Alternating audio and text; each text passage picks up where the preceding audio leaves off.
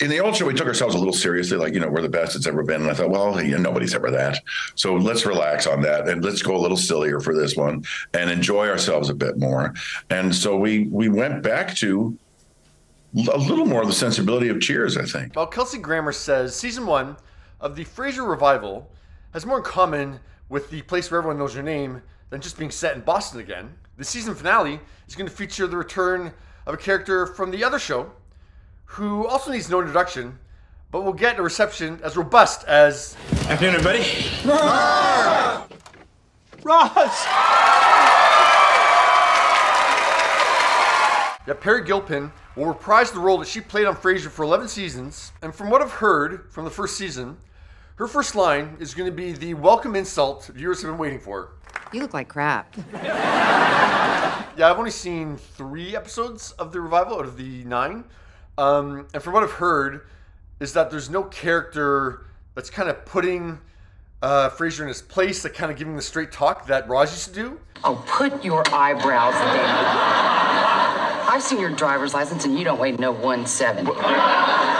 In shooting the return, Peri told DW, Roz and Frasier had a great friendship, and both of them needed that friendship. I think he was like her older brother, and she could always go to him. And those friendships are very hard to come by, you realize. Well, I think the show realizes. And her next line, if I'm right, is very on the nose of what she's really doing there. What are you doing here? Well, I got a call from Freddie a couple of days ago, and he said you were down and that you could really stand to see an old friend.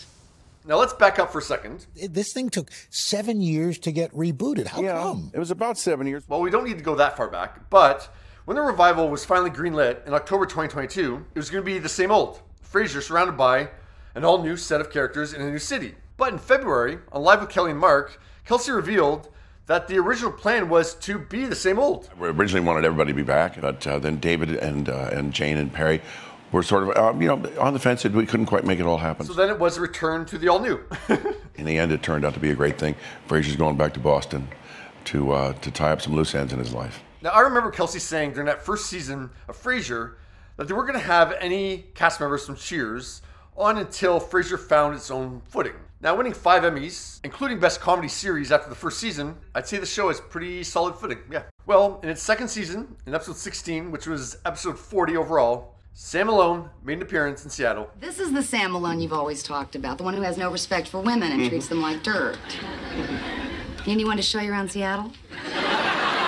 You don't want to go to that well too often, and we don't need to go to it. People are watching the show. That's it's not really an eyeballs thing that we would need it to do. So it's quite head spinning in April when Paramount Plus announced that Peri Gilpin was going to be back as Roz for an episode. Okay, we'll take it, of course. Yeah, in terms of like stunt guest starring goes, I think she was the hardest one to organically right back into the show because Roz was his coworker they left behind in Seattle. Of course, it'd make more sense for him to see his brother, his sister-in-law, or the people that Frasier could literally bump into on the street, or really when he needed a drink.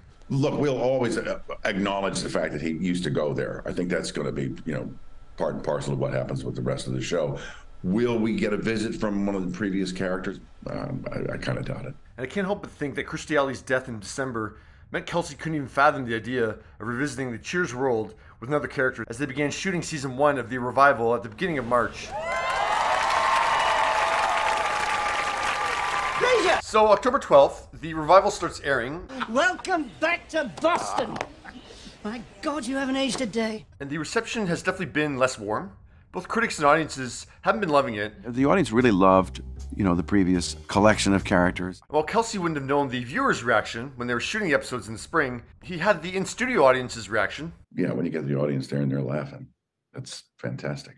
As the episodes aired and the weeks ticked by, it was about episode 6 that I began to wonder if Ross's return wasn't being saved for the finale, but returning in the finale was her saving the show. That you could really stand to see an old friend.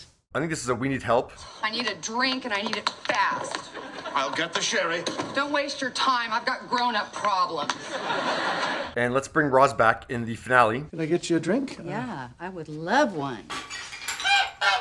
And just see how it feels, how Peri feels. Can I take you to a bar? Yeah. And then we sign a contract for season 2. Peri said to EW that she's even open to returning as Roz in a regular role, saying if that's a possibility, if that's something that happens. But while Roz is the hardest to get there organically, she's the easiest one to have stay. I remember when I heard that my advice would be heard by millions of people. It's just sunk in! I'm the boss! She lost her radio job. Radio jobs aren't exactly plentiful these days. I think I'm pregnant. Her daughter's grown by now and out of the house, so she's picking up her life, coming to Boston, lying to Frasier about why she's on his doorstep in Boston, and a cliffhanger is going to be, I need a job, Frasier. So yeah, what do you think? I mean, you don't even have to speculate if you think like Peri's more than one off, but even like without knowing anything, would you like to see Roz back on a permanent basis on this revival? Like, do you think she's needed? I think there's still a ton of untapped narrative, territory to go with Roz. And how many guest stars get a personalized director's chair?